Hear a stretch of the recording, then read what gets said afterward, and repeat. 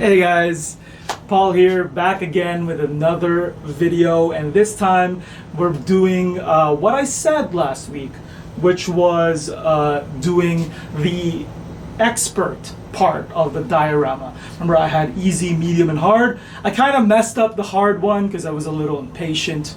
I kept picking and prodding, but this time we won't mess it up because what we'll be utilizing for this is the Ammo by MIG Create Cork line. We will be utilizing, I couldn't do the sound there, Cork. And Cork, extremely versatile in the hobby. You can use it for literally anything almost, even filling actually, funnily enough. But for this, we're going to be using it for diorama because we're going to be recreating something special, near and dear to my heart. This piece right here is what we'll try to recreate today for today's video. This was my Mother's Day gift from last year. If you missed that on the last video, I briefly showed this off. And I gave this to my mom at a time where she was incredibly busy, hence, my title, my name for this thing, my piece, Tranquility, or Peace in Tranquility.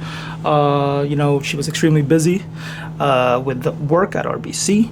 But now fast forward a year later, she has early retired at 59, which is very nice. So it's great. I'm proud of my mom. We're going to be using the exact same base, but instead of a tree, which I'm still undecided on, we're going to be using Gamer's Grass basing bits, pillars, and temple, or statues and columns. That's way off. Anyway, we're going to be using this for the most part instead of a tree, I think, unless I still decide on a tree. Anyway, this is resin, so we're gonna be doing a little bit of resin cleaning here and there, and I'll briefly show. It's pretty easy. So first things first, pick your poison. So this is gonna be the Create Cork that I'm using. It's 2 sheets of 5 millimeters from Ammo by MIG. So this is the item code. Put that on our website. It should pop up. They're about that thick, which is slightly thicker than, actually about the same as what I used on my previous diorama. Also as thick as the base itself. That's a little hollow. Anyway, yeah, so that's what I'm going to be using. And keep in mind, the thicker it is, the bigger like the cracks on it, like the cork patterns. I mean, corks are just pieces of cork put together, pulp, right? So I'm kind of going for that look anyway. I want a cracked ground look, but this might be too much. We'll see. And then obviously I'm going to be using the base. This is just a plastic base. You can throw away the acrylic glass if you want, but I won't. It's good for transportation. And be warned, despite this being quite thick, actually, I think for our inventory, this is the second thickest or the third. Definitely not the thickest, but it's up there. And despite that, it's still quite flimsy. So this will break on you. Cork is quite easy to break. We'll use this or any other knife that we have. We have quite a few here. If you're using a knife, please consult an adult who's very confident with knives. Knives are no joke. I've I've basically stopped using hobby knives on my personal time. They're scary. They're incredibly scary.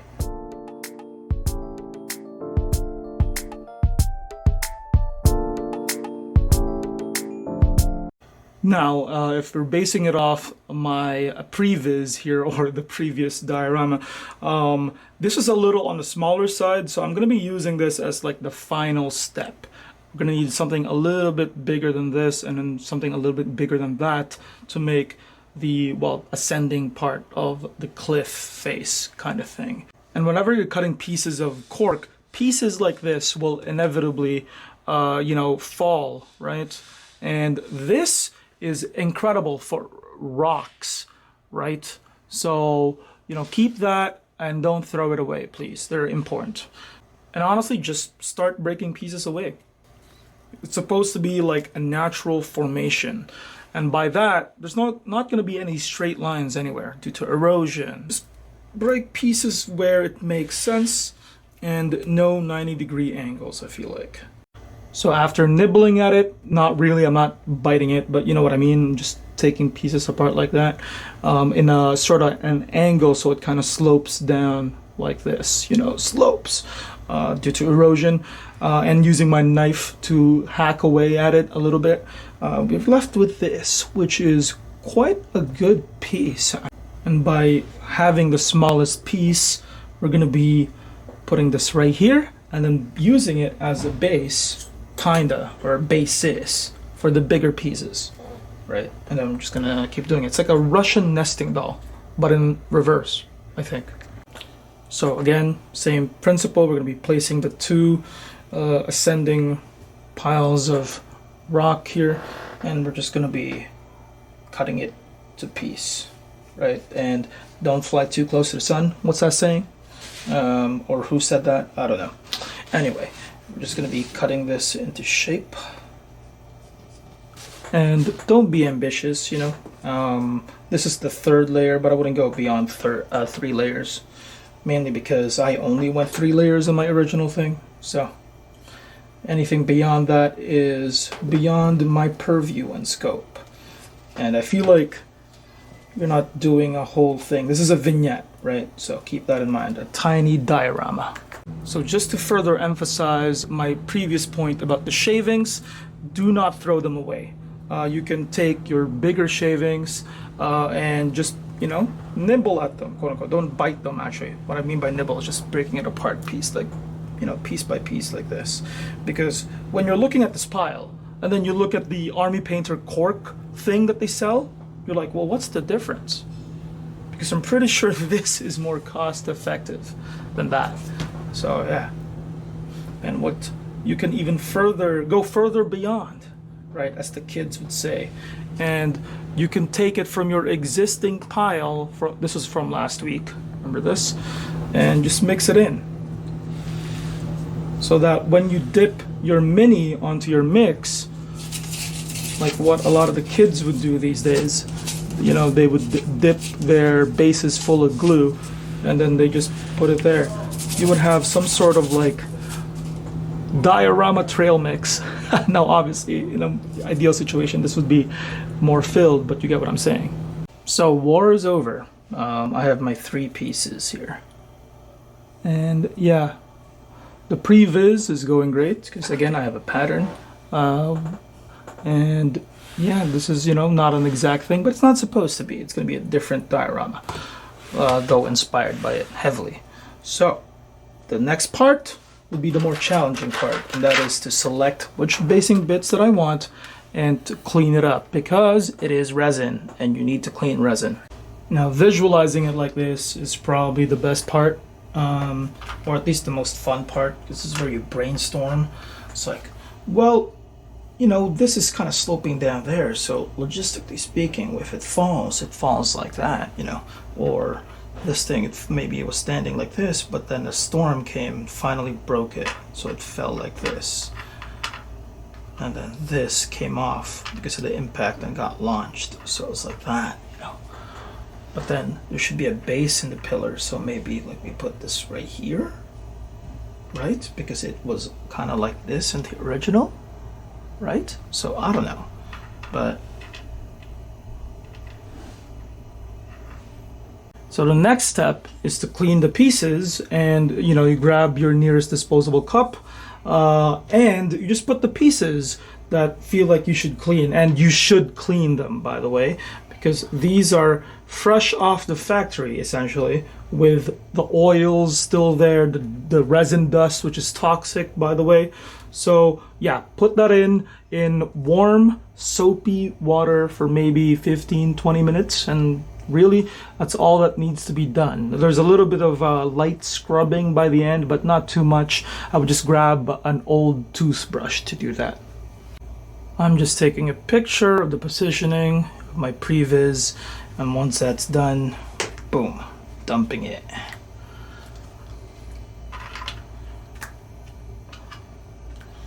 Put a little bit more pieces than you intend to use. These will be demo pieces. So while the pieces are soaking, obviously you use super glue. This is CA glue. Though with that being said, find a responsible adult to do the super gluing for you if you're not, you know, confident in your abilities. Because super glue is no joke either. There we go. The next step is to just prime it black, as we will be utilizing my favorite method, the slap chop technique. And if you remember, you have to prime your kit black for that. So you're going to be using Vallejo Spray Primer Black. While this is drying, you take out whatever you've been soaking and start scrubbing it lightly. Now, we don't exactly have a used toothbrush here, which is the preferred method, but we do have something similar. I mean, we have a dry brush that we can use, right? And that should be soft enough to where when you do it, it's not going to scratch the pieces, but it will remove the softened up oils and such, and any debris that's been left over. That's the entire purpose of this. Resin is nasty. Now that the resin pieces are relatively dry and clean, we'll be priming them with Vallejo White. Again, incredibly smooth primer. So just to reiterate, slap chopping is just you dabbing a little bit of gray and then dabbing a little bit of white. And for this, we're going to be using Uniform Gray from the Fanatic Army Painter line. And we're going to be using, for white, the Ionic line from Army Painter. So this is going to be just their number 1, which is white, and we're going to be testing that out, but we're not going to be applying too much, just a light dab of both. So again, just grab your paper towel and remove the excess from your brush, making sure that it gets pushed into the deeper parts of the bristles while removing majority of it. You can see the effect building up.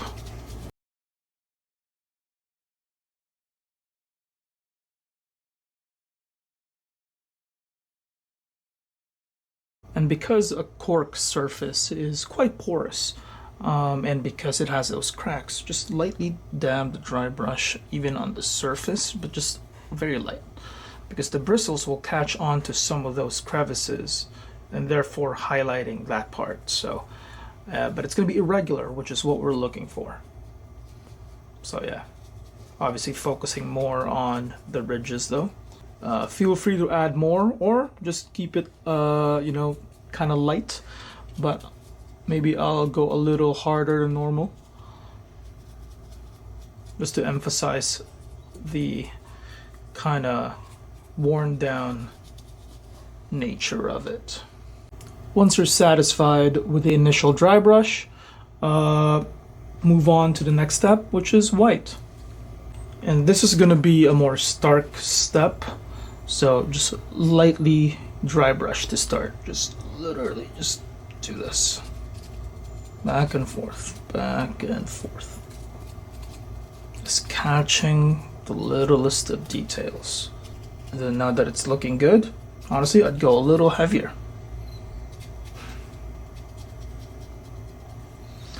So the way I applied both dry brushings or dabbings of dry brushings is I went this way with the clear purpose of, in my mind, people are walking up the steps, meaning that this will face the most weathering, like this front facing part. So that's where I focused majority of my dry brushing. And they look the most worn. Now, obviously, I still applied it to the other sides with, weather and stuff, but, right, I feel like the fact that these are steps, they will face the most erosion and weathering. Look at that.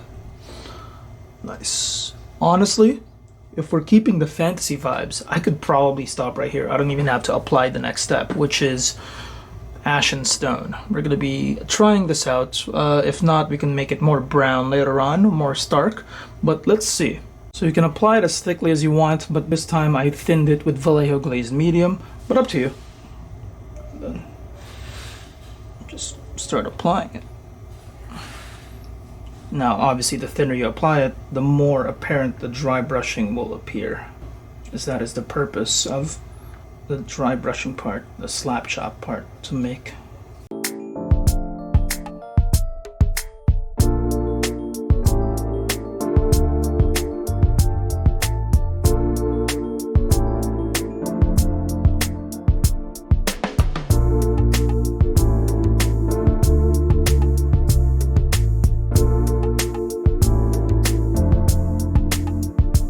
I am now at an impasse because on the one hand, I kind of want to continue this more natural look.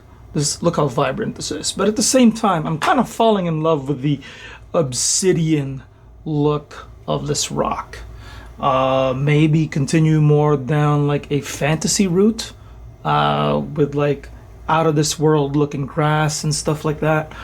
But yeah, I'm a little bit stuck. I'm not sure what to do here. You know what? We're here now, so we're gonna keep it simple. We're gonna be using a light gray here. We're gonna be dry brushing this on, and then we will be applying a brown wash and then re-dry brushing it again. There we go. Yeah, stronger dry brushing this time. Just compounding that previous effect that we've done. This time we're gonna commit.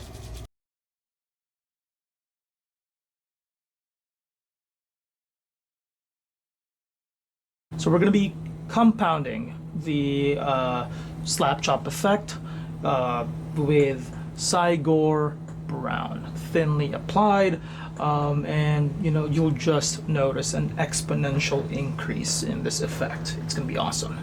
This is heavily thinned out, of course, but hopefully I don't regret this step because this is it. While that's drying, we're going to be applying Agrax Earthshade onto the primed out, well, statues and stuff and pillars. Now it might seem like I messed up, but if you look closely, the slap chop is still in effect. This is still the lighter part, the more weathered part, and the back part where no one really goes in this diorama will be darker.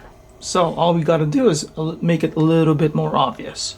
For this to work, we're going to make a cocktail of urban buff, ashen stone, and thinned out with more glaze medium. This will of course provide what would be the final look of the rock.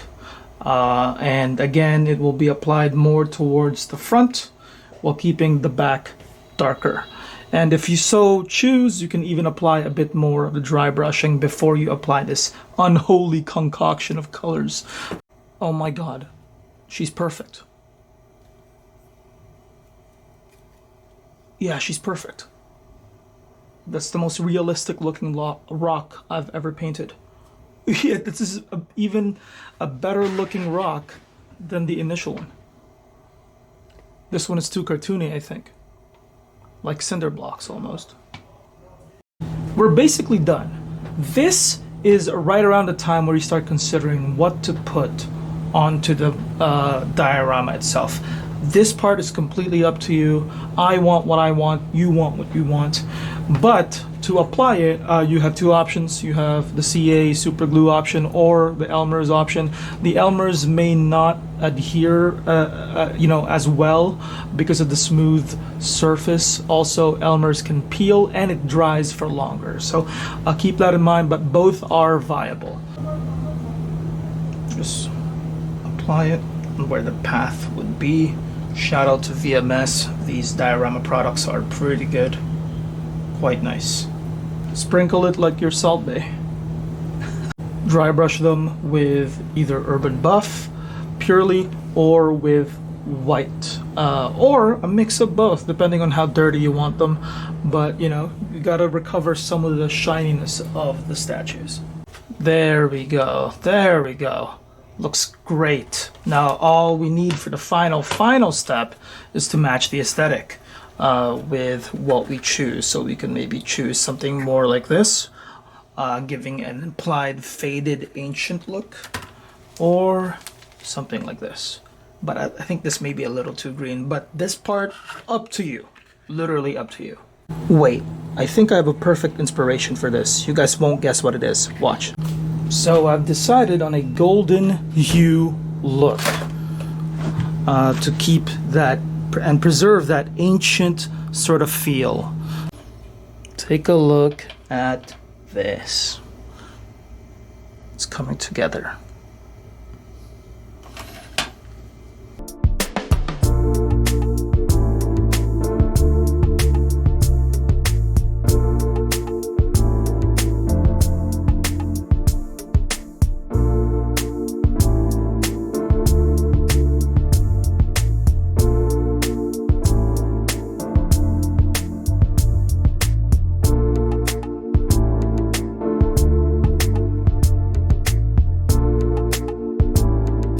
So you guys aren't prepared for this mess. So I used this golden terrain. Well, it looks gold to me, goldish brown, but I applied it with this glue. Look at it. Looks like I spilled the seasoning.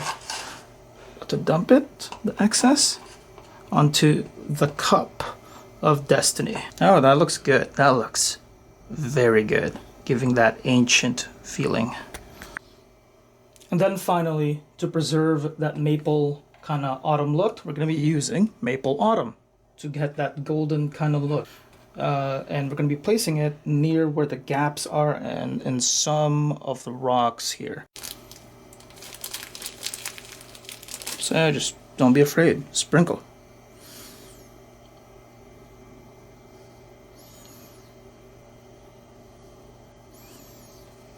And then remove the excess. This is why I prefer using some sort of super glue or CA, because they act faster. So what I did just now is place super glue all over the thing. All over, literally the entire thing. And just drizzle like your Salt Bae. And remove the excess and place it into the cup of destiny, so to be reused later. Nothing will be wasted if that's what you're worried about.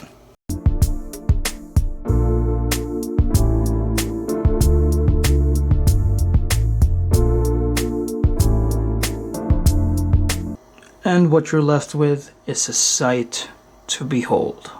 Look at that. I think I've genuinely outdone myself. I prefer this over the other one. Might just be biased, and I think I need to put a little bit more in the back, but otherwise, yeah, this is done. This is completed. Wow. Excellent. Chef's kiss, 5 stars. I'm biased, of course. It's my product. One more for the road here. Hey guys. Hope you enjoyed that little exercise in happy little accidents, because that's what they are. And even that is a happy accident, but that's okay because I get to show off my new baby. Look at that. Because, you know, nothing in nature happens on purpose unless there's human interference or something. So, we made it as tranquil as possible. And I think that's just beautiful and gorgeous. I didn't get that. Could you try again? No, Siri, stop. Anyway, guys, that's it for today. Thank you guys so much for watching. You can find this and my other one, the one I made for my mom, on our display case at the front end of our store. For other videos, keep an eye out for our socials and our YouTube channel. Thank you guys so much for watching, and I'll see you guys next time. Bye-bye.